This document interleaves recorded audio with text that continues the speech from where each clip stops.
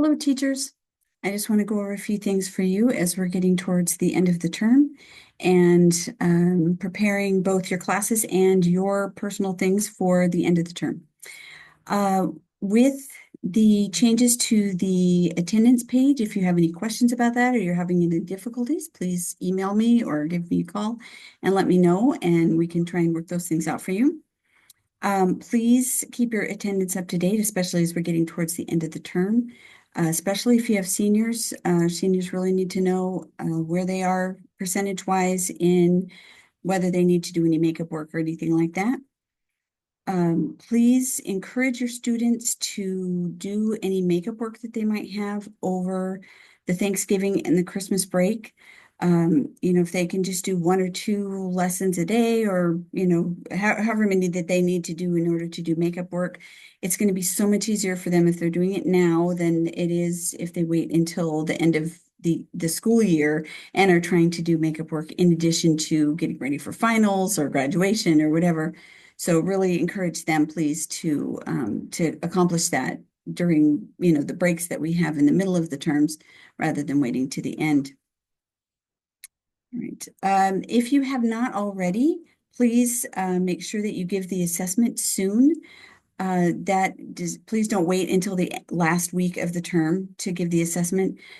Please remember the assessment is full participation of the class. You can do it as an entire class. You can break them up into groups. You can break them up into pairs. However you want to do it is fine. If a student is not there, then you can send it home with them. It's open book, it's open family. They can ask questions. However, it needs to happen in order for them to accomplish that. And then as I go through this a little bit more, I'll show you how to put that, the assessment into the credit screen. Okay, I'm going to share my screen.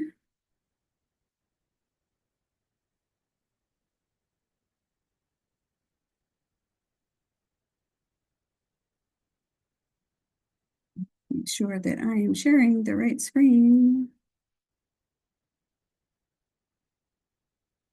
There we go. Okay.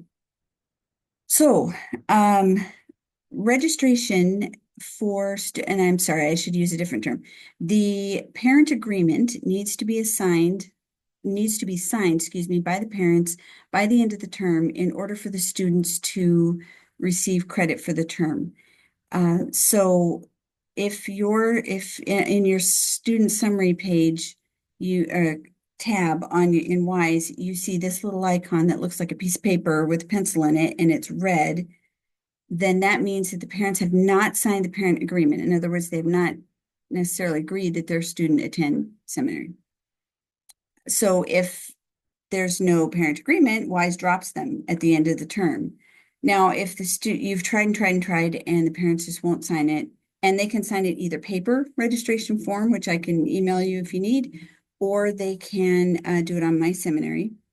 But either way, if you've tried and you can't get them to sign it, but the student's been attending all term, there is a workaround for that. So call me, email me, let me know, and we can, work on that. I just was told too that bishops can do that agreement as well. So if the parents just aren't doing it and the bishop will, then fantastic, do it that way. So, okay, so this on your summary screen, you'll see that if there's this kind of like little dotted person with an arrow next to their head, that means that they have makeup work to do from this term. In other words, if they turn in that makeup work, you can go in and change one of their absences to made up absence and on your WISE attendance page. Now, if they have a little graduation cap with an X through it, that means that they have makeup work from past terms that will keep them from graduating. And in that case, when they do that kind of makeup work, then you need to let me know or let the supervisor know. And the supervisor can let me know however you want to do it. You can email me or leave a message or something like that to let me know that, so-and-so has made up this many lessons or has made up an assessment or reading or something from past terms. And then I can fix that. There is an icon that looks like a little book with a clock in it that shows if a student is behind in the reading or they're below 75% of the reading for the term. Now, as of Friday, that had disappeared. And so we called Salt Lake and let them know that in one of the most recent updates, for somehow that disappeared. So please don't rely on seeing that in the student status column on your summary screen. Go to the reading tab and it will show you each of the students and what their percentage of their reading completion is.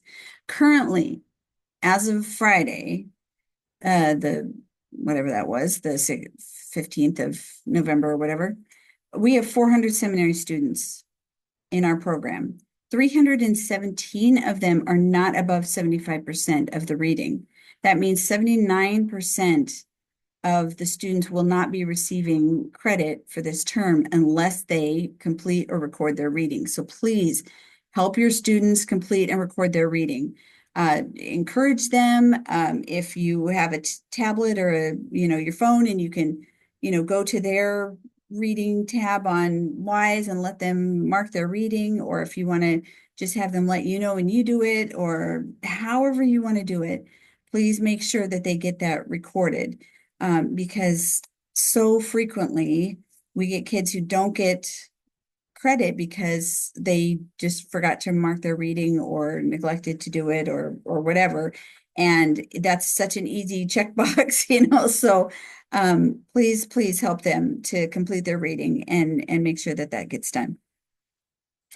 All right, so as we come to the end of the term, please close your classes on the last day of the term. Okay, if you end on a Thursday, close your class that Thursday. If you closes on a Friday, close that class on a Friday. Do not keep classes open for makeup work. Okay, this is not a graduation term. They've got plenty of time.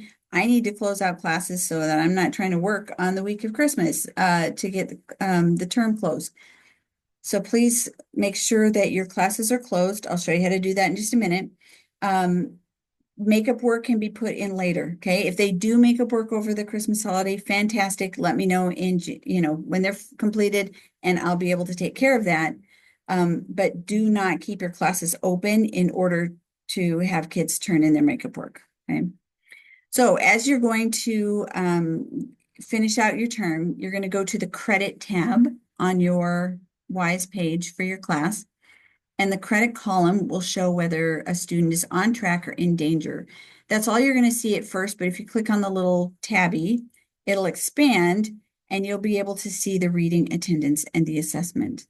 So you'll be able to see here, oh, so-and-so, has 0%. Did they complete it or did they forget to record it? And in that way, and you can check this now if you want to see which students are where. In the attendance screen, attendance below 75% will show up in red. If they have, which is, you can see right here, but if they have 75% or above, 75% or above, sorry, it'll say yes. Now, you still have the opportunity to click yes or no, because per policy, if there are an abundance of tardies, credit can be withheld. That's a stake choice. That's not a choice that we make. You just, through your stake, you decide whether or not to give them credit. But if they have 81% attendance, but 90% of that is tardies, you can change that to a no if necessary. Okay. Here you can also see how many unmarked days you have on your attendance. So in this case, this screenshot was taken, several days before the end of a term. So there were 17 days left in the term that had not been done. But if you get to the end of the term and you're closing out your classes and that still says unmarked, you've missed something somewhere. So go back to your attendance page and find the spots that you missed. Okay, when you complete the assessment, it's a yes or a no. Yes, did they attempt it? Did they do some of it? Did they participate? Did they take it home and do it with their family? If there's any indication that they have attempted the assessment, then it's a yes.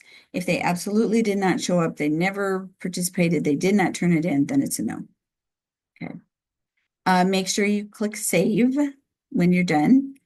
Then the attendance also, the little tabby expands the information here, and you can see how many absences a student has. Unexcused doesn't apply to us. That's more for release time seminary, like in Utah and Idaho and stuff.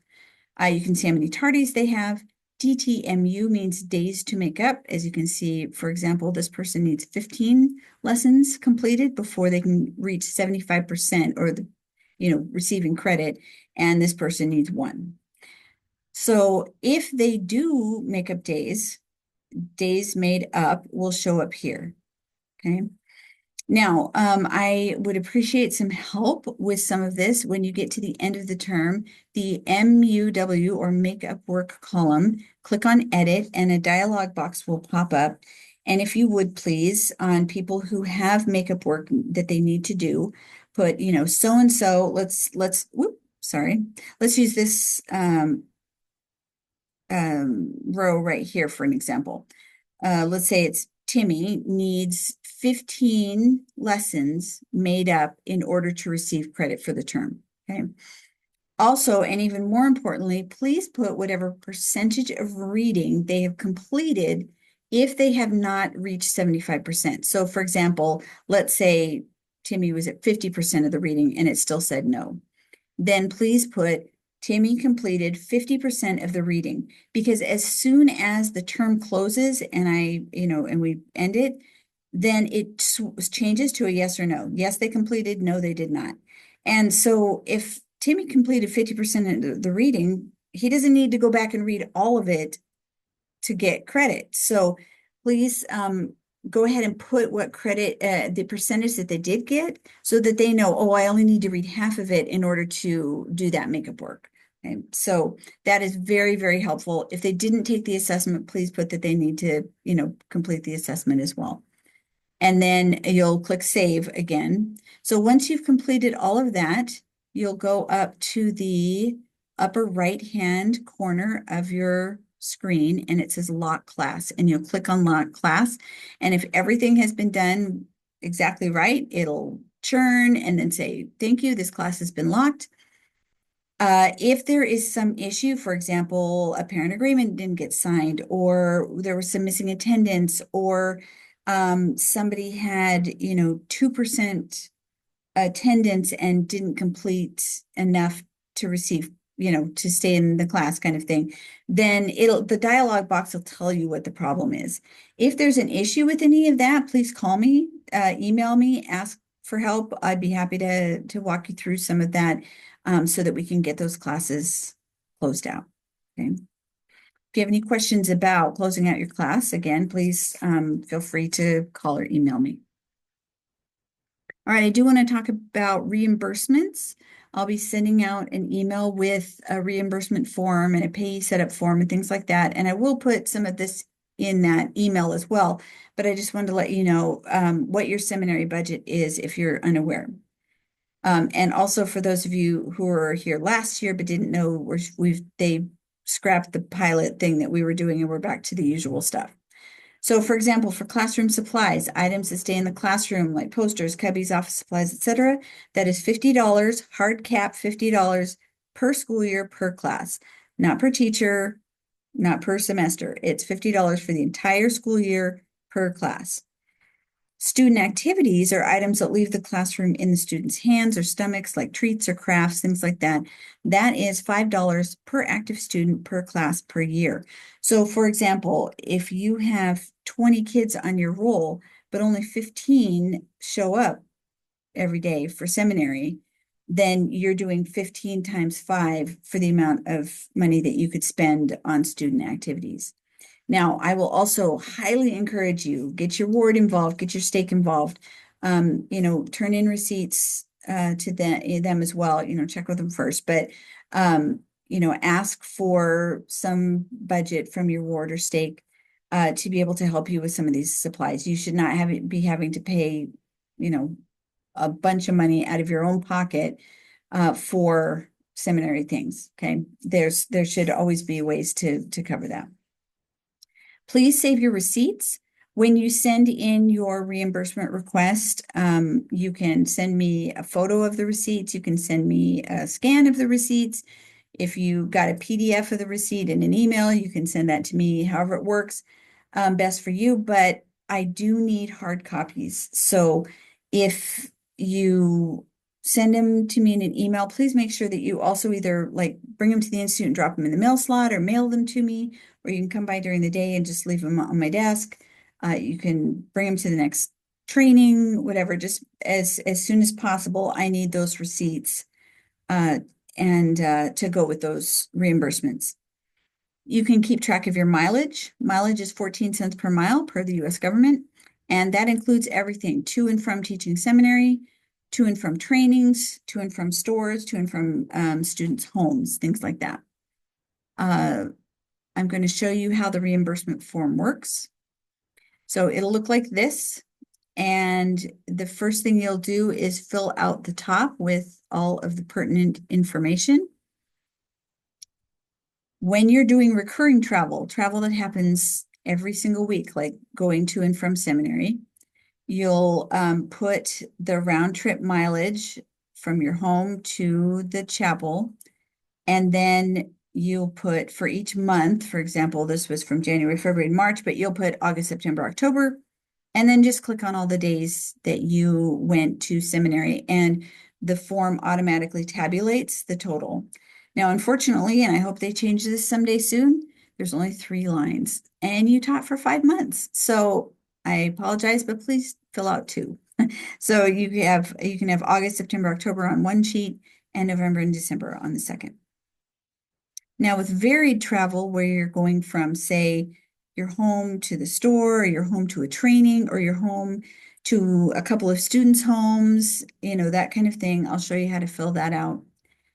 You'll start with your starting point, your home address, and then the destination address. So, example, if you're just going to the store to get some candy or something like that, then you'll put your home address, the destination address, what the purpose was, how many miles it took to get from your home address to the store.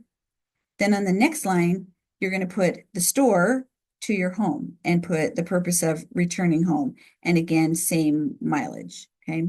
And again, the form will tabulate that for you. If you go to more than one destination, let's say you go to 3 people's homes, you'll start with your home address to the first address. Next line is that the next address to the next address, right? And the next to the next, and then from the next to home, okay? I know that's a little bit tedious, but that's how you have to do it. So I can help you out with that if you need. I just, please don't send me a list of 10 students' addresses and say I visited all of them, because I'm not going to do that for you. You can do that yourself. But you can't, however you want to do it. This budget is there for you. So if you want to donate your mileage, cool. If you want to use it, absolutely. We'll be happy to help you fill that out. With the receipts, there are 2 lines here for merchant names of purpose. For example, please put like classroom activities or excuse me, student activities or classroom supplies. And then the description of the purchase, food for whatever, or treats, or, pens or pencils or something. Don't worry about the account code. That's my information. And then you'd put the amount that's on the receipt. When you are shopping for seminary stuff, if you can, please pay for your seminary stuff separately. I don't need to see your entire grocery list plus the 2 things that you got for seminary. If that's how you need to do it, fine. But if you can, please purchase them separately, so you just have the receipt with just the amount for the stuff that's for seminary. And again, the travel expenses will populate here. Other expenses, meaning things that you are attaching receipts for, will populate in that box. If you have more than 2 receipts for items, usually there's and there isn't in the screenshot, but there's like a plus over here or something. And if you press the plus, then this next page will come up. And again, you'll put your name at the top. Actually, that should populate from the other one, but double check and make sure it's up there. Put the merchant name. Here you don't need to put whether it's classroom supplies or student activities, because we have the columns for that. But please put a description of the purchase, food or treats or, whatever. And then if it was classroom supplies, put the total in this column. If it was student activities, put it in this column. That will automatically populate, total at the bottom, and then will populate back here. Okay. And then you'll sign and date it and send that to me. If you have never requested a reimbursement before, or if you've moved or changed banks or bank account, your banking information has changed, you will need to fill out a payee setup form. This takes a couple of days to a week to get through the system so that you're set up for automatic deposit into your bank account. And so please fill that out and send that in to me first. Don't wait until you're ready to turn in the reimbursement. Send that payee setup form to me first so I can get that taken care of. And then I'll just let you know, hey, we're ready for your reimbursement. Again, original receipts must be mailed or dropped off ASAP. Okay. All right. That's pretty much it. If you do have any questions, please let me know. I'm more than happy to help you with any of this. If you need to come by and, have me show you how to fill it out, or you don't have access to, the way that the PDF comes through, if it's having trouble or whatever, we can do things differently, however you need to do it. You can write it out and send it to me, and I can put it into the PDF if necessary. Whatever needs, whatever we can do to help you to be able to reimburse you and to help you get your classes finished is great. So, all right, thanks. Have a great rest of the term.